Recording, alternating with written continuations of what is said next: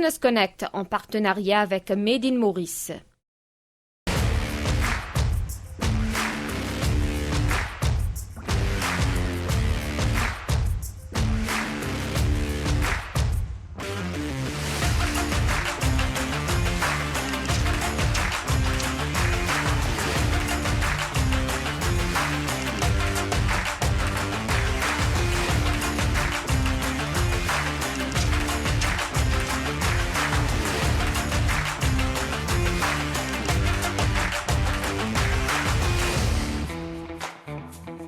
Innover, oui, mais comment et surtout comment ajouter de la valeur dans les initiatives innovatrices.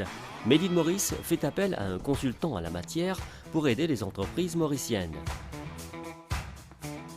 Formés pour s'adapter à la demande dans les différentes branches du secteur touristique, les Mauriciens ont des talents et des qualités en grande demande, estime le Dr Fars Gadabi, expert suisse dans ce secteur.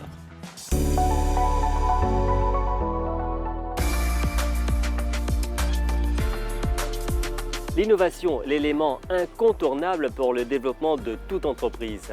L'innovation d'autant plus d'actualité avec ce que les entreprises ont vécu dans le sillage de la Covid-19 avec les incertitudes. Les besoins ont changé et aussi la demande. Made in Maurice a fait appel à un consultant dans le domaine. Et aussi, ce consultant, Pierre-Louis Desperez, dont la société s'appelle Chaos Consulting, veut que les entrepreneurs mauriciens soient conscients de l'importance de l'innovation et aussi les 9 piliers de l'innovation qui leur permettent de se développer et de répondre aux besoins et aux demandes des clients.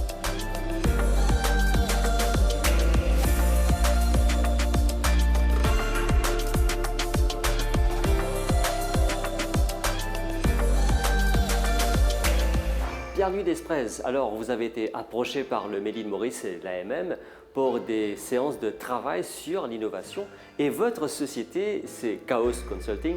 Comment est-ce qu'on peut innover dans le chaos? Eh bien, parce qu'un philosophe allemand qui s'appelle Friedrich Nietzsche de la fin du 19e siècle a dit « Il faut beaucoup de chaos dans la tête pour accoucher d'une étoile qui danse ». Et on a trouvé que c'était une belle manière de définir le lien entre la créativité et l'innovation.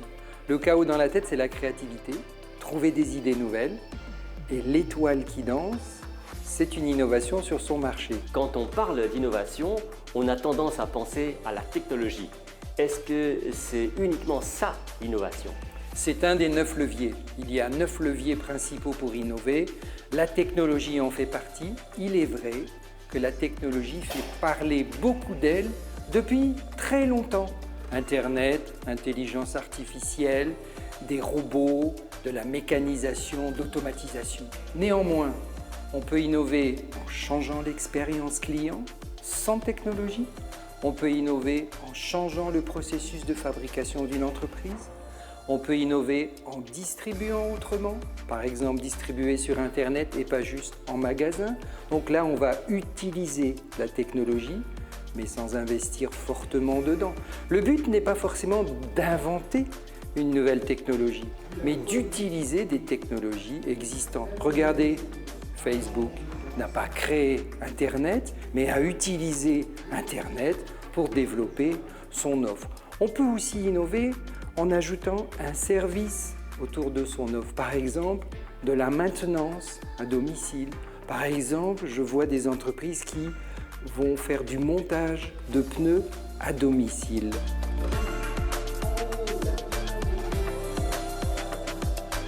Chez Ingani, alors pourquoi est-ce que le Made in Maurice a fait appel à Pierre-Louis Desperez, donc consultant en innovation?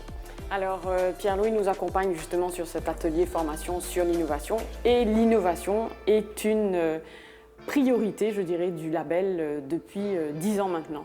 C'est-à-dire quand on parle marque labellisée, on parle aussi de marque innovante et aujourd'hui, compte tenu du contexte mondial, mais aussi de tout ce qui nous arrive du chaos, je dirais, tout autour, entre l'inflation, la volatilité de la main-d'œuvre, le taux de change, la guerre contre le changement climatique, ou en tout cas la bataille à mener sur le changement climatique.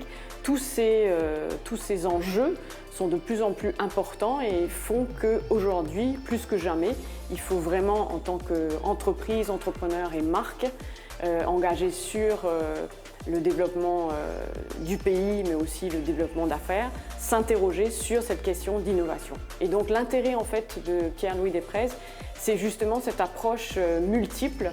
Il vous a parlé précédemment des 9 leviers et on trouvait vraiment très intéressant d'apporter au réseau AMM Médine Maurice des outils qu'ils seraient capables, que ces adhérents et que ces entrepreneurs seraient capables d'utiliser dès le lendemain en entreprise et qui permet à tous et chacun vraiment d'être dans cette démarche d'innovation à travers les 9 leviers dont il a été question. Alors vous parlez de l'innovation qui est très important. Est-ce qu'avec tout ce que vous avez dit, on parle de chaos avec toutes les difficultés que les entreprises rencontrent, est-ce qu'ils vont se concentrer sur l'innovation? Le Covid nous a montré à quel point plusieurs de nos entreprises avaient été extrêmement résilientes et dans la notion de résilience, il y a aussi cette idée d'innovation. Bon nombre d'entre elles ont été vraiment dans l'innovation, dans la recherche de solutions.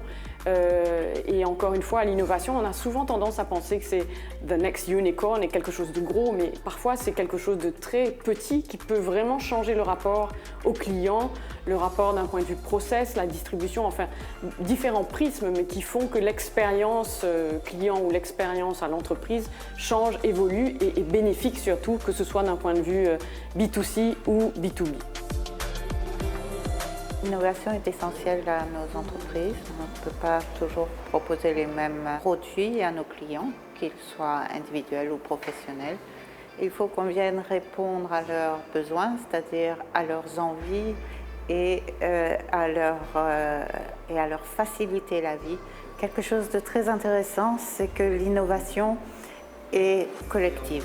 Elle ne demande pas forcément de grosses structures de recherche et développement avec une sorte de professeur tournesol, mais au contraire, il faut qu'elle soit collective, qu'elle soit partagée et qu'elle remonte de nos équipes pour que les équipes puissent se l'approprier et avoir envie de la voir réussir.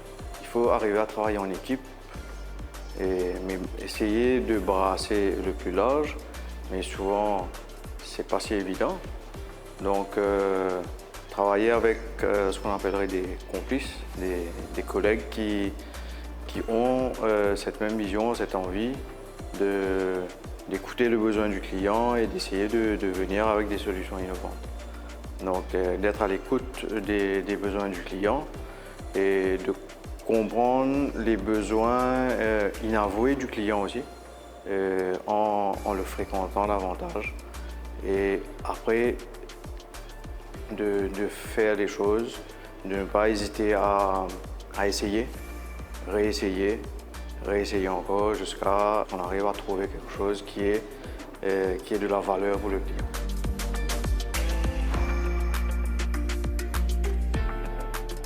L'innovation et la créativité riment. Pour créer une innovation, il faut avoir été créatif. En revanche, il ne suffit pas d'être créatif pour trouver l'innovation. Qu'est-ce que c'est qu'une innovation? C'est une solution nouvelle, il a fallu être créatif, mais c'est la mettre sur un marché pour un client. Et là, on va faire la différence du coup entre la créativité et l'innovation. Dans les deux cas, on a une idée. Dans le premier cas, la créativité, cette idée reste une idée. Dans le second cas, lorsqu'il s'agit d'une innovation, l'idée est transformée en bénéfice pour un client qui va avoir un intérêt à acheter ou utiliser cette idée nouvelle. L'innovation, ça vient aussi avec de l'investissement, des moyens financiers. Alors, comment mesurer l'impact que l'innovation aura avant d'investir? Et est-ce que ça vaut la peine de tout le temps investir dans l'innovation? La première chose, le premier moyen, le tout premier moyen, c'est de consacrer du temps à chercher des idées nouvelles et de les transformer en innovation. Avant même de parler d'argent, de machines, de technologie ou de moyens humains, il faut consacrer du temps. J'ai vu des entreprises mondiales, très riches, très fortes, très puissantes, ne pas consacrer suffisamment de temps à innover et parfois être très en difficulté, voire disparaître sur leur marché. La première compagnie d'aviation au monde, qui était très connue, était une compagnie d'aviation américaine, n'existe plus. Elle a déposé le bilan dans les années 70 car elle ne s'est pas adaptée à son marché. Premièrement, donner du temps. Deuxième temps, la plupart des entreprises pour lesquelles nous travaillons, qui sont des entreprises championnes de l'innovation, aujourd'hui, leur défi, c'est trouver des nouvelles solutions au moindre coût. On sait très bien que l'argent va être, dans beaucoup de cas, un facteur important. Mais la créativité, c'est de se dire comment faire plus ou mieux, innover, en utilisant moins de ressources. Et enfin, la troisième ressource à laquelle on ne pense pas suffisamment, c'est la conséquence de l'innovation, c'est-à-dire les flux physiques. Et pour qu'il y ait des flux physiques, il faut du pétrole. Et le pétrole, depuis 2008, le pic a été dépassé. Et donc, il faut se demander quelles nouvelles ressources énergétiques créer, trouver, imaginer, inventer pour délivrer notre offre. Donc, on voit bien que l'argent est un élément du système de l'innovation. Ça n'est pas le tout premier. Et enfin, le carburant qui, d'après moi, à travers ces 3000 missions d'innovation, le carburant qui est le plus important, le moyen qui est le plus déterminant, c'est de désirer innover. Est-ce qu'on désire innover dans l'entreprise ou pas? Parlez-nous de cette collaboration AMM Made in Maurice et votre société pour justement parler de l'innovation. C'est un très bon signe que l'AMM et Made in Maurice nous aient invités parce que premièrement, c'est un réseau d'entreprises innovantes, de marques innovantes. C'est donc la preuve qu'il y a un terreau fertile. Deuxièmement, des gens qui cherchent, c'est toujours un grand plaisir. Et c'est ça la compétition. La compétition est mondiale, donc Maurice n'a rien à se reprocher. Made in Maurice et AMM font tout ce qu'il faut pour accompagner des entrepreneurs.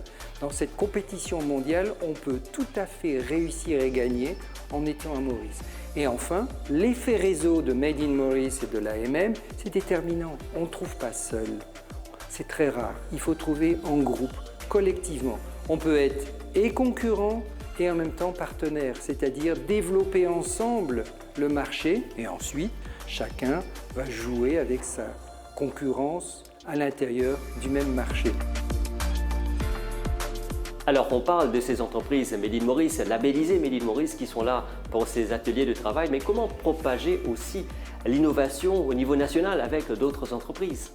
Je crois que c'est là toute la mission justement de cet atelier, c'est justement de démontrer quelque part cette idée reçue sur une innovation égale une avancée technologique. Ce n'est pas du tout le cas et il nous l'a montré déjà dans cette matinée. Et c'est une fausse idée qu'il faut absolument déconstruire. Aujourd'hui, l'intérêt, c'est de voir à quel point on a un groupe très, très hétéroclite. On a des entrepreneurs et des entreprises de tout calibre, très, très petites, grandes entreprises, moyennes entreprises. On a aussi des gens qui sont hors réseau AMM Made in Maurice et on a justement voulu ouvrir cette formation à d'autres pour qu'ensemble, il y ait cette idée de co-création et de réflexion.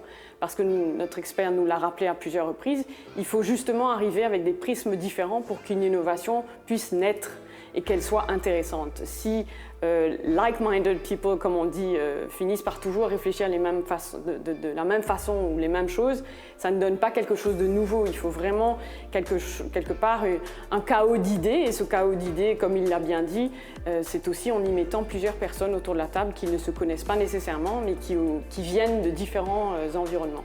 Donc un écosystème très très riche et aussi l'occasion, en tout cas, de rappeler notre partenaire fondateur financier qui est la MCB, qui nous a accompagnés sur ce projet par rapport à la venue de l'expert et on est ravis justement de pouvoir partager au plus grand nombre et avec tout un écosystème qui nous suit et avec qui on a plaisir à travailler.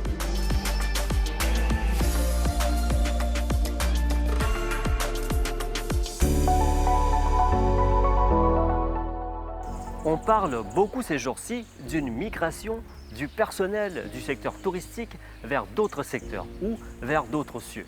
Est-ce que c'est un phénomène unique à l'île Maurice? Comment remédier à la situation?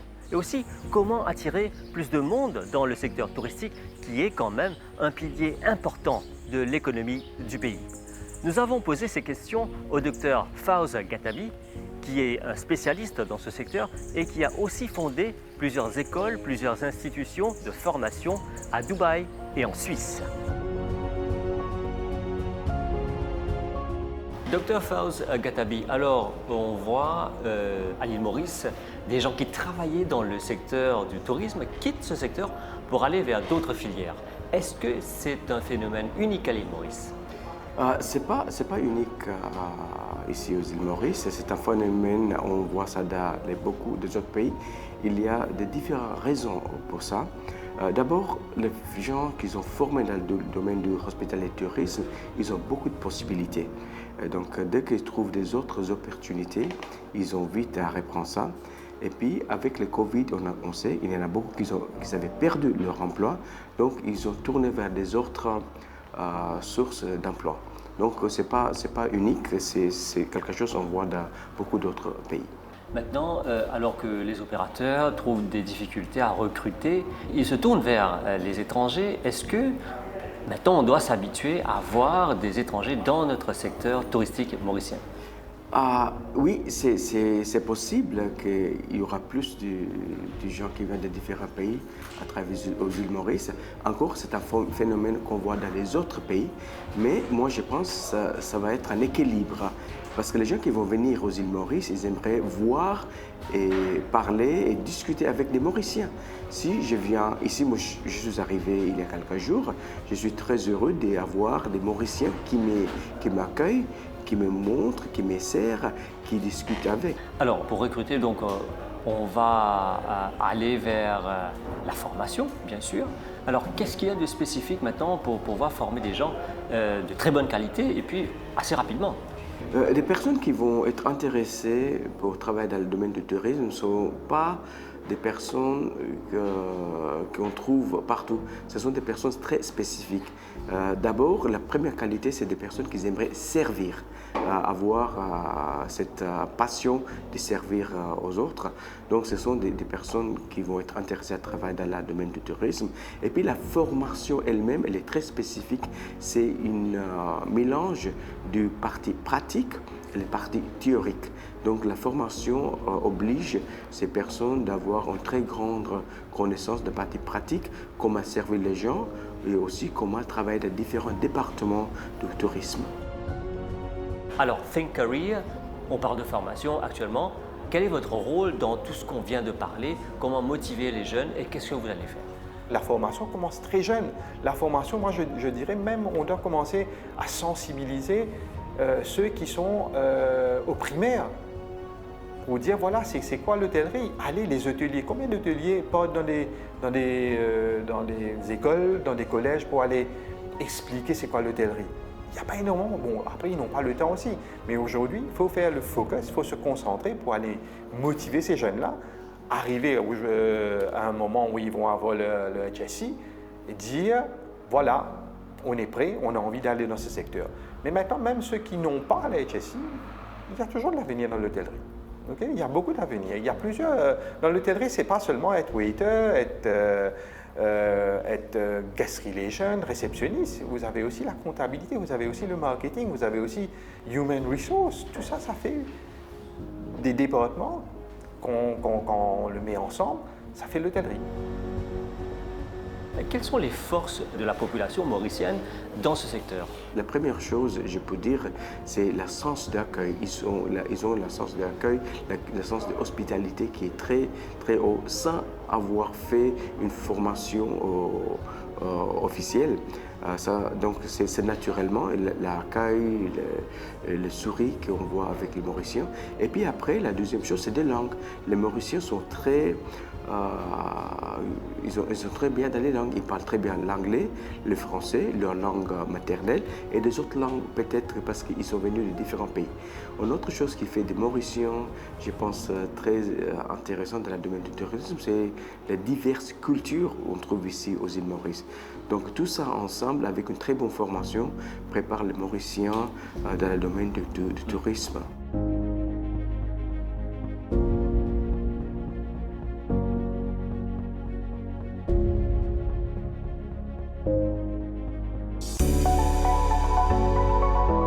Business Connect, c'est terminé pour cette édition. J'espère que vous avez apprécié cette émission que vous pouvez retrouver sur nos plateformes multimédia. Au plaisir de vous retrouver une prochaine fois. Au revoir.